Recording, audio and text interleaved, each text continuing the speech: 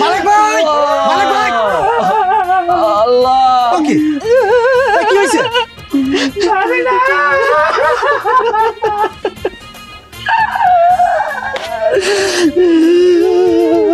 বুঝছি, আমি ধারের টাকা নিতে আসি দেখে কান্নাকাটি শুরু হয়ে গেছে।